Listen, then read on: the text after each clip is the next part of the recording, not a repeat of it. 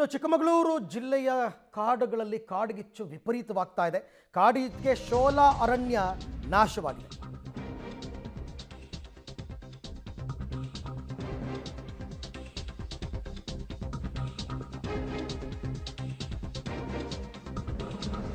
ತರೀಕೆರೆ ತಾಲೂಕಿನ ಪ್ರವಾಸಿ ತಾಣ ಕೆಮ್ಮಣ್ಣುಗುಂಡಿ ಗುಡ್ಡದಲ್ಲಿ ಈ ಘಟನೆ ನಡೆದಿರೋದು. ಕೆಮ್ಮಣ್ಣುಗುಂಡಿಯ ಝೆಡ್ ಪಾಯಿಂಟ್ ಸಮೀಪದ ಗುಡ್ಡ ಇದು. ಭದ್ರಾ ಹುಲಿ ಸಂರಕ್ಷಿತಾರಣ್ಯದ ವ್ಯಾಪ್ತಿಯಲ್ಲಿ ಗುಡ್ಡ ಬರುತ್ತೆ. ಅಪರೂಪದ ಸಸ್ಯರಾಶಿ ಸೇರಿದಂತೆ ಗುಡ್ಡ ಪ್ರದೇಶ ಎಲ್ಲ ಕಂಪ್ಲೀಟ್ ಆಗಿ ನಾಶವಾಗಿದೆ. ನೋಡ್ತಾ ಇದ್ದಾರೆ ದೃಶ್ಯದಲ್ಲಿ ತಾವೀಗ. ಬೆಂಕಿಯನ್ನು ನಂದಿಸೋದಕ್ಕೆ ಸಿಬ್ಬಂದಿಗಳು ಸಾಹಸ ಪಟ್ಟರೂ ಕೂಡ ಆಗಿಲ್ಲ.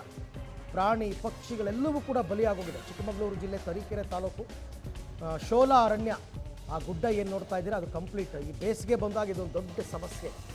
ಸಣ್ಣದಾಗಿ ಒಂಚೂರು ಬೆಂಕಿ ಹತ್ಕೊಂಡ್ರೂ ಕೂಡ ಮರ ಗಿಡಗಳೆಲ್ಲ ಒಣಗಿರ್ತಾವಲ್ಲ, ಎಲ್ಲ ಒಂದು ಕಡೆಯಿಂದ ಆಹುತಿ ಆಗಿಬಿಡುತ್ತೆ. ಅಪಾರ ಪ್ರಮಾಣದ ಸಸ್ಯರಾಶಿ, ಪ್ರಾಣಿ ಪಕ್ಷಿಗಳು ಎಲ್ಲವೂ ಕೂಡ ಬಲಿಯಾಗಿದೆ.